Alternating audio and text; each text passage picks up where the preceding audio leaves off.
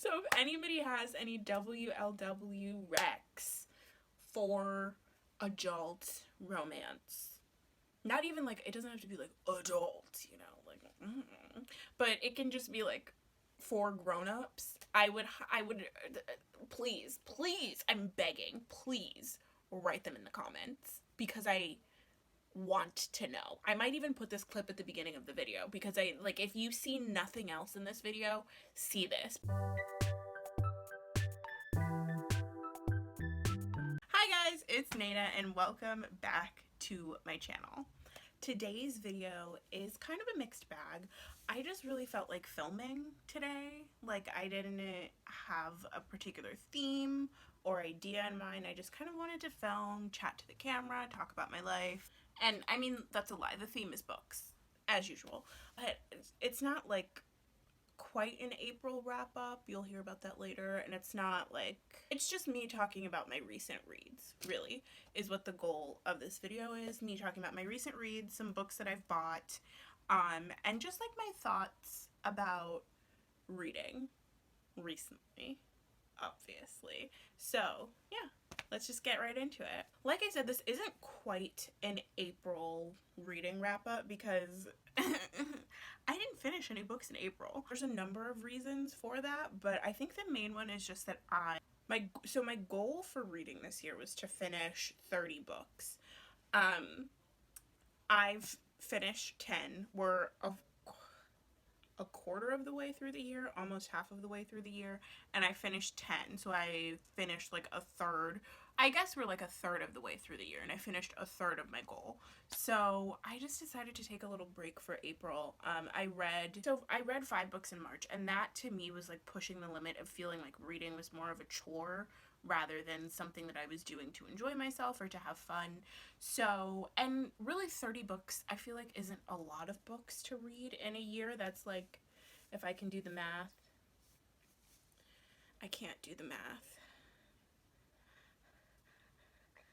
It's like less than 3 books a month, I think, because 12 times 3 is 36, and there's 12 months in the year. Yeah, so that's like less than 3 books a month. Forced myself to read 5 in March. Wasn't really fun. So April, I just took a break. I actually have my April read right here. I've been picking my way through Homegoing by Cassidy really since the beginning of April, since like mid-April. I'm at page 114 right now, and there's like just under 300 pages in this book. And I feel like it's hard for me to finish this book and get through this book because it feels like it hits really close to home. It feels like, you've probably heard of this book if you've been on the internet at any point in the past like 4 years, because I'm pretty sure it came out in 2016, I think. But basically this book is about 2 sisters who were like never knew each other growing up. One of them was raised to be a princess in her tribe, and the other one was like sold, kind of, not really sold, but like given to a white provincial governor in Ghana to be his wife. And the one that was raised to be a princess in her tribe ends up getting, I don't actually know if it's true that she's like a princess, but I feel like she's the child of somebody higher up. And she ends up getting kidnapped and sold into slavery, and the other woman, like I said, is married to and has children with a white provincial governor in Ghana in the 1600s, and it essentially just like follows the path of their descendants through time. And it was really easy. Okay, I've been on a roller coaster with this book. I started reading this like 2 years ago, and I know that because I found like a doctor's note in it from 2018. But I started reading this in 2018, and I got through the first chapter, and it just got really painful for me, so I had to put it down. And then I picked it up again April of this year, so like fully 3 years later.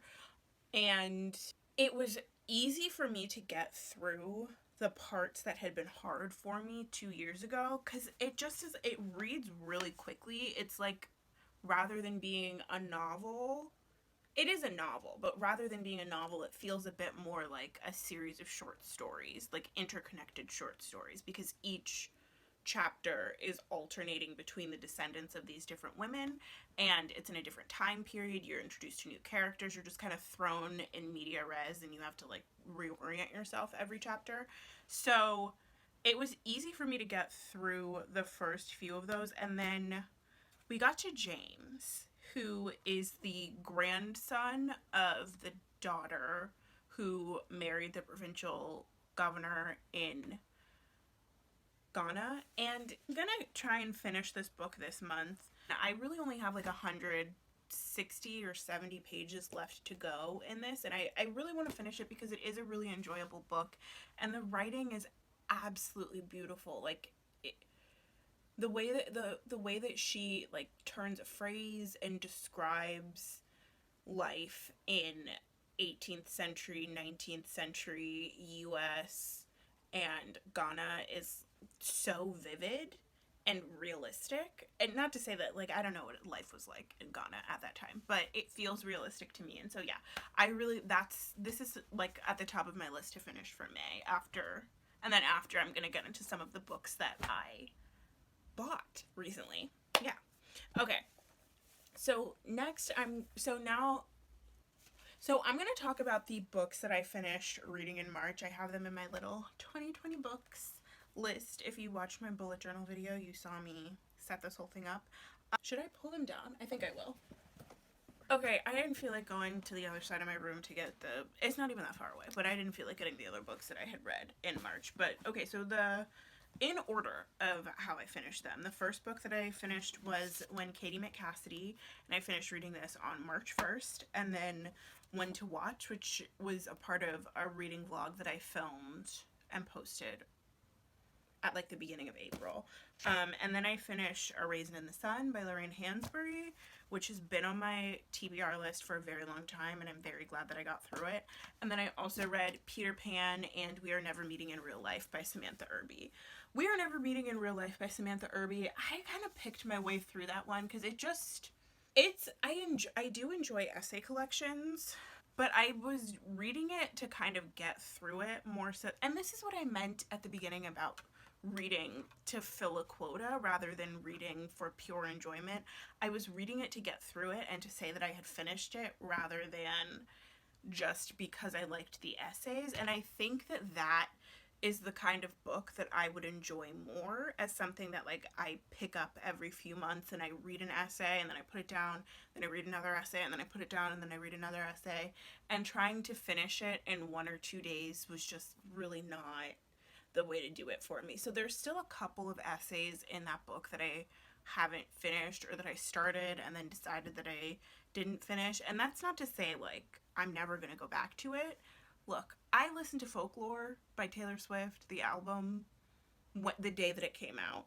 And then I was like, whatever, never finished it.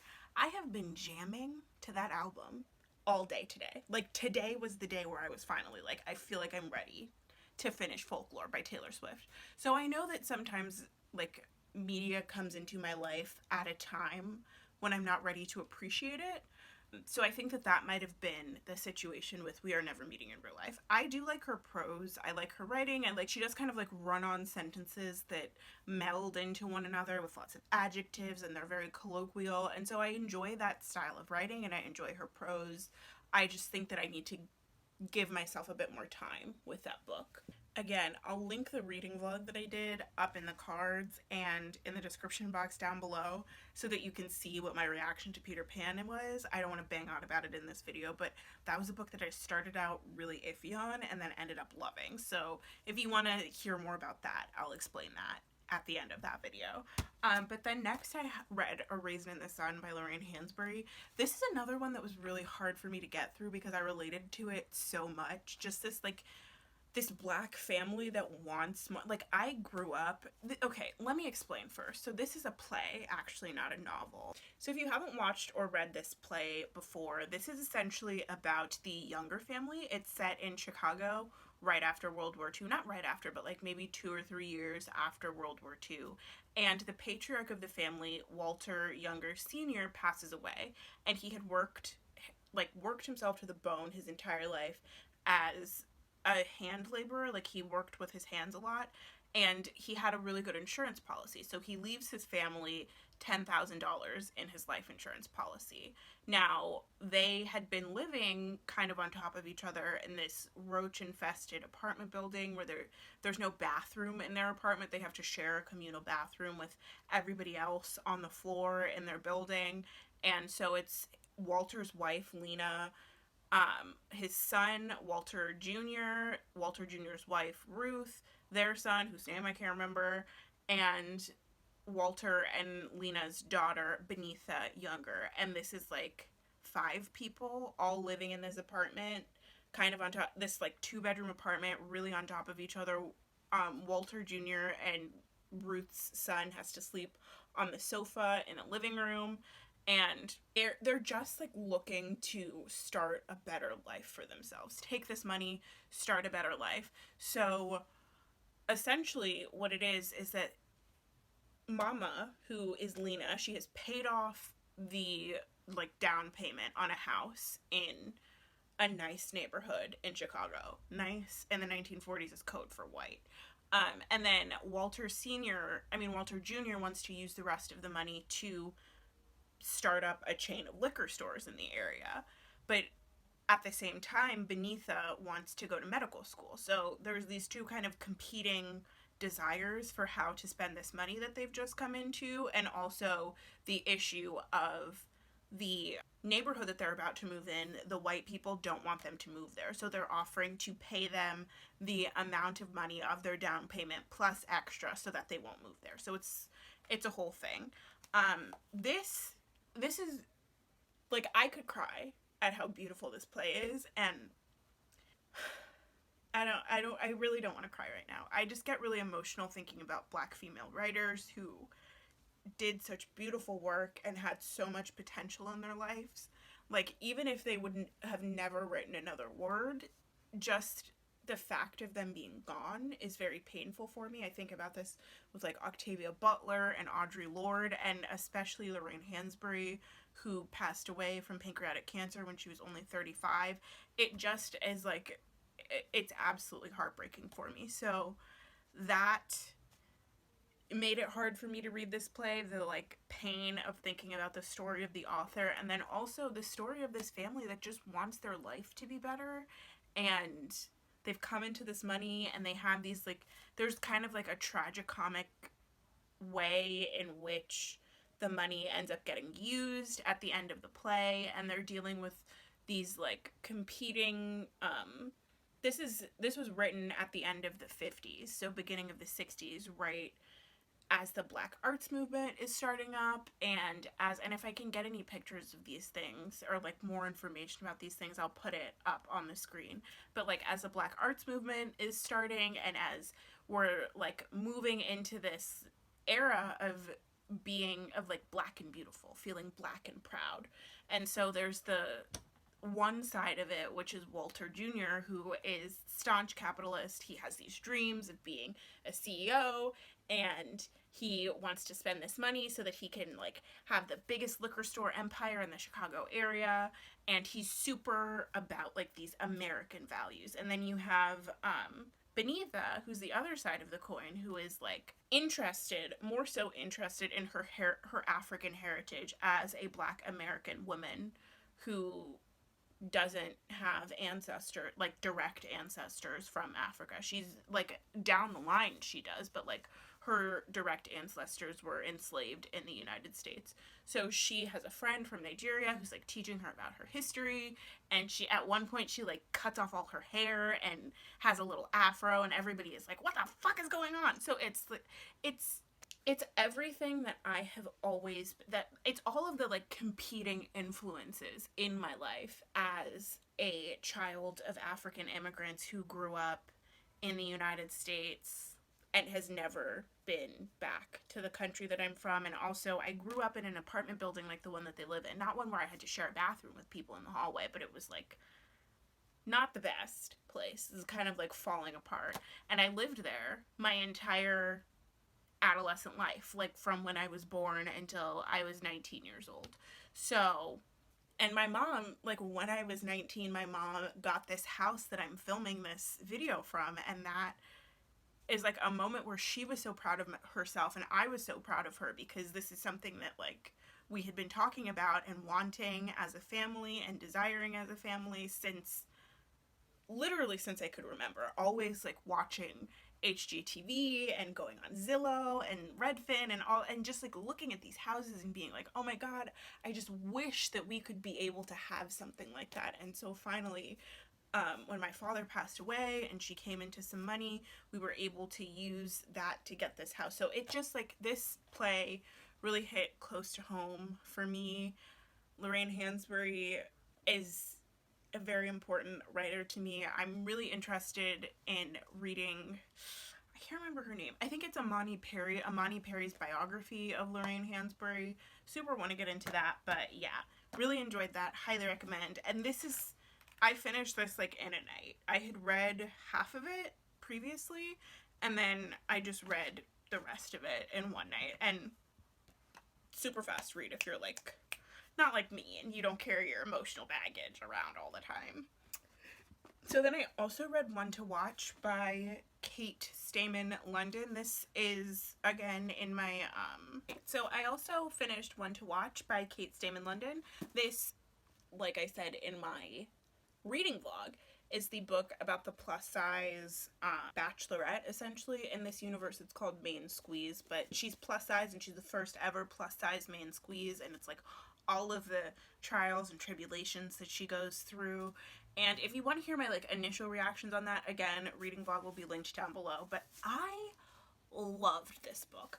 I'm like unabashedly into romance novels now. I absolutely love them, and I love a book where we get representation that we don't often see in these kinds of genres. Like this, I feel like you never see a plus size main character in really any kinds of books. It's rare in YA, in mystery, in general fiction, and that's, I don't know. I just like to see fat women fall in love, because everybody acts like being fat is the worst thing in the universe. Like it's the worst thing that can happen to you to gain weight, but like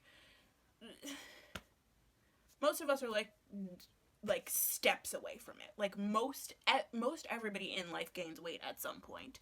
A lot of people who were thin their entire lives hit a point where they just can't keep weight off their bodies. And that's not to say that they're bad people or they're horrible or that they're necessarily unhealthy. It's just that our bodies change, our metabolisms change, the way that we eat changes, what we need changes. People, if you have like a baby and you gain weight and you feel bad because your body doesn't look the same before as it did before you had your baby, it's like you needed that weight to take care of the child that you were making. And even if that's not your situation, if you just happen to be fat, you still deserve love. So that is something that has always been very important to me, is to have romantic leads who are not just like racially diverse, but also are like body diverse as well. And she self-proclaimed in this book is a fat woman that isn't of the expected body type. Like she doesn't look like an Ashley Graham. She says herself she's more like a Tess Holliday. Like she doesn't have a teeny tiny waist and like big hips and is just like the fat in all the right places. She is apple shaped and it's just what she looks like, but she still manages to find love in this book, and I love that aspect of it. Another thing that I love, the guy that she falls in love with is Asian. I think he's half Asian, more specifically, but he's Asian, and I love that for him. And there just is like a lot of really good representation in this book, representation that doesn't feel contrived, or it didn't feel contrived to me. There's a character in here who's asexual, didn't feel contrived at all. He just isn't interested in dating people or having sex with them. I know asexual and aromantic are not the same thing, but he's asexual, aromantic. There's a black character who I found to be like very sweet and well developed, like the things that he's worrying about and the things that he cares about. Like I said, an Asian man who I think is really cool. I was gonna say there's a French guy as a part of the representation. That doesn't matter. He's just spicy white. Oh yeah, and the main character, what's her name? The main character, B. Schumacher, her best friend is a lesbian. So like you kind of get a little bit of everyone, but none of it feels like it's like the author is like trying to check off boxes.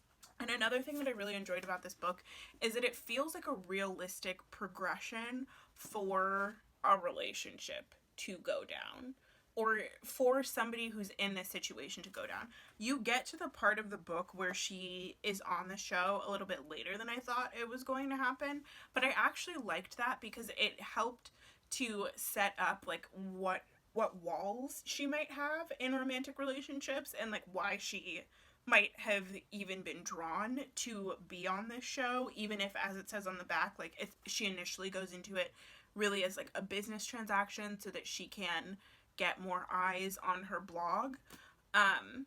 She's an influencer. I don't know if I mentioned that. She's like I can't think. She's like a plus size influencer, like I think like Frankie Tavares or something like that. But yeah, so she's an influencer. So it initially starts as a business transaction, and then of course she starts to fall for some of the guys who are competing for her heart. Yeah, it felt like a really normal progression, like a very realistic progression where she was on guard at the beginning of the show because she was like, I don't have any idea what the intentions of these guys are. They might just be here so that they can get exposure. And then like in The Bachelor, there are people who do it just so that they can get more Instagram followers and go on to be a part of the other shows in the franchise. And so she was like, I don't know if they're here for that or if they're actually here because they're attracted to me. And then she slowly starts to open up, and you see her open up, and you see her friends help her open up, and then you also get to see some of the machinations behind the scenes of the show. I want to link down below my podcast. I have a podcast with my best friend Amanda, and earlier this year we did like a few episodes about The Bachelor, because we were talking about like the first Black Bachelor and why that's such a big deal and things like that. And I also made a video about that, the like racism scandal that happened on The Bachelor. And essentially the way that the show is run in the book is like, in my ideal world, this is how the show would be run in the real world. Like the cast members on the show were actually diverse. The main squeeze, like the main person, B, she had a lot of input in different things that were going to be going on, even though they did like ambush her a few times. But when she had a bad reaction to that, they would like stop and pivot directions. I don't know, there's one of the characters in this book is the executive producer for the show, or like the associate producer. I don't know what the terminology is, but that it just was enjoyable getting to see her perspective and see how and why she chose to construct the show the way that she chose to construct the show. So really enjoyed this book. Highly recommend it if you like romance novels, if you're into The Bachelor, anything like that. I would definitely give that a read. The last book that I read in March. This one I cannot recommend as much. Mostly just because, I mean, I'm of two minds about it. So this is When Katie Met Cassidy by Camille Perry. This book is not good. It's not exceptionally well written. The plot doesn't make a whole lot of sense. But it gave me what I needed it to give me in the time that I needed it to give me that. So essentially this is a book about Katie Daniels, a 28-year-old lawyer whose boyfriend has just broken up with her, and she's like at negotiations for some corporate thing, and she meets this butch lesbian named Cassidy who of course turns her out. Like, whatever. I don't like the plot line. I don't love the plot of straight woman meets butch lesbian, falls in love, this is the only girl that I would ever actually date. You know, I think it would have been a bit more interesting if Katie herself was already bi, but because there's a lot of stuff in this about Katie being like, I've never been with a woman before. I don't know what any of this is like. I'm just so scared that she's gonna hurt me the way that my ex-boyfriend hurted me. It's like ridiculous. She like, I just didn't like it. It's not just her ex-boyfriend, it's her ex-fiance. So I understand her trauma, but then really like days after her fiance has broken off her engagement, she gets into this entanglement with Cassidy and then ends up in a long-term relationship with Cassidy, and it's like, oh girl, give yourself a bit more time, man. There's also the like classic lesbian bar in this book that of course is shutting down because they can't afford the rent in New York City anymore. I think that's what ended up happening to the last lesbian bar in New York City. It like shut down forever. And it's sad, but like there's a way in which the author is trying to make the bar a character in this book that I just didn't think worked at all. I also didn't really feel like Katie and Cassidy had that much chemistry. Like I wasn't sure why they were so in love with each other than like being attracted to one another. I think I would have liked to see. I know this is some people. It's hard to say because I know that this is just the way that some people's lives shake out. This is some people's story, but I think I would have liked to see more queerness from Katie, like her being attracted to or interested in dating any other woman other than Cassidy. I don't know. I think I'm past the point where my queer representation involves people who would only date one person who isn't a man. Yeah, that just doesn't really interest me as a story. And I think that that's okay, because I'm sure somebody read that book and really enjoyed it. I did not, but I was looking for a WLW romance to enjoy. If you have any adult romance as well, because like I can't, all of the like gay shit is about kids, and I can't do that. They're like 12 in my, even if they're 15, 16, I don't want them to be naked on the page. I just don't want that. So so so if anybody has any WLW recs for adult romance, not even like, it doesn't have to be like adult, you know, like but it can just be like for grown-ups, I would please, I'm begging, please write them in the comments because I want to know. I might even put this clip at the beginning of the video because I like, if you see nothing else in this video, see this, because this gave me what I wanted it to give me when I wanted it to give me that, but I wish I had gotten it in a package that was a little bit more well written.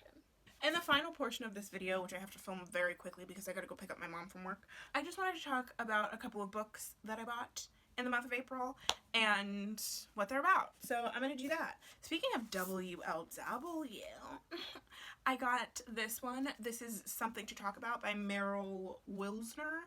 It's a book about a showrunner. It's a book about a showrunner and her assistant who are both women, and then they like go viral for laughing on the red carpet or something, and everybody thinks that they're dating, so they either pretend to be dating or, oh no, so like the rumors turn into them actually falling in love with one another. This is one I've never heard anything. Oh, I have heard stuff about this. I was looking up WLW romances, and this mostly has negative reviews, but honestly, like if I got through When Katie Met Cassidy, I can get through this. Like, I'm gonna read it, I'm gonna see how I feel about it.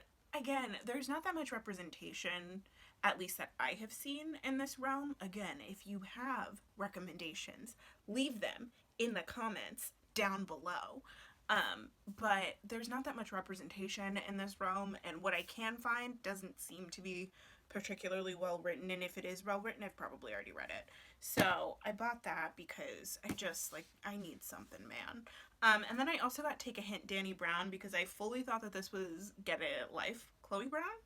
I had forgotten that I had read the synopsis of this book and been like, oh, I don't want that, and then I just bought it. But this is, yeah, this is the sequel novel to Get a Life, Chloe Brown. It's about Danica Brown. So this is about Danny Brown. She is just looking for like hookups, isn't interested in a relationship, and then Zaf or Zafir or Zaf Ansari saves her in some way that goes viral online. He used to be a rugby player, so he's kind of famous, and he kind of ropes her into helping him with his sports charity for children. And she wants, they like have kind of a fake relationship. They start a fake relationship after this for publicity for his sports charity, and she wants to sleep with him because he's hot, and she just wants a hookup, but then they kind of start to fall in love. Again, I had read the synopsis of this and I wasn't really interested, but then I thought that this was Get a Life Chloe Brown when I was at the bookstore, and I was like, oh, I've been wanting to read that. So I'm gonna read it, and then I'll probably read Get a Life Chloe Brown after this. It seems too like that book is about a plus size black main character, and I'm really interested in that in romance. But yeah, I don't know what the response to this book is. I don't know what the like ratings are for it. I'm just gonna read it and see how I feel. And then finally, I wanted to show that I saved the bag for this portion because this is a bookstore that's local to me. It's in the DMV area, so if you are in the DC, Maryland, or Virginia area, I highly recommend that you check out Loyalty Books. They have 2 locations, one in Petworth in DC and then another one in Silver Spring, Maryland. But I got 2 things from Loyalty Books. Oh, they gave me a little bookmark. I have a friend who works for them, so, and it's black woman owned. It's a black woman owned bookstore. So if you're looking for that, and if you're in the DMV area, highly recommend. And she's so sweet. I met her when I was at the bookstore, and she was so sweet and so kind and really funny. And yeah, so the first thing that I got there was this little pin. I got this little pin for my partner. They like pins, so I was like, this feels very them. They might not like it. They might just like keep it in their room or whatever, but I bought it because I saw it and I wanted to get it for them. And then I also got this, a game of cones. If you, ooh, an ice cream parlor mystery, it's a series. This is so exciting for me. This is just absolutely so exciting for me. I'm so happy. Oh my god, I'm gonna cry. So this book is about a girl named Bronwyn Cruz whose family owns an ice cream shop, and the ice cream shop is in trouble. Yes, the ice cream shop is in trouble because a big city developer is coming to town to develop it. But then, oh yeah, and Bronwyn's aunt wants to sell the ice cream shop for the money. But then she comes across Bronwyn, not the aunt. She comes across a body, and her best friend is the prime suspect in the murder. So she has to investigate the murder and save her ice cream shop all at the same time. And if you know anything about me, you know that ice cream is my favorite food. Me and my daddy have this in common. We both love a good bowl of ice cream. Ice cream that I know I'm lactose intolerant. I know my body cannot process milk. And I will never give up dairy because of how much I love ice cream. Mark my words. I don't care. Unless a doctor tells me stop eating milk, I'm not gonna do it because I love ice cream. And I also love black people and mystery novels. And this combines all 3 of those things in one, and there are ice cream recipes in the back. I was checking out, and then it occurred to me that there would probably be like new funky ice cream recipes in this that like don't exist and I would want to try it. And I was like, this is maybe the best book that I've ever bought in my entire life. So I'm really just trying to get more into genre fiction. I love literary fiction as much as the next English major, but it gets tiring after a while reading books that, not to say they don't have plots, but they're just kind of like ruminations on the human experience rather than like a series of things happening in an order that is exciting and invigorating. So I've been getting into genre fiction, romance novels, and now I picked up a mystery novel that I can enjoy. And since Abby Collette, the writer of this book, is like a part of the Black Crime Writers of Color Association, I can mine that list for more crime writers that I can like look to. So yeah, me getting into genre fiction this month it's gonna be a thing. It's gonna be so exciting. Right, I have banged on for enough time. I think that that's all that I have to say in this video. I hope that this video isn't like 75 years long, but it might end up being, because I know that I talk a lot. If you enjoyed this video, give it a thumbs up and subscribe to my channel. I make videos about books, movies, TV shows, really anything that I want to talk about. Yeah, it was really fun to film this. I had missed filming for a while, and if you're at this part in the video, thank you so much for watching my channel. That's all I have to say. I'm gonna go pick up my mom from work. Bye!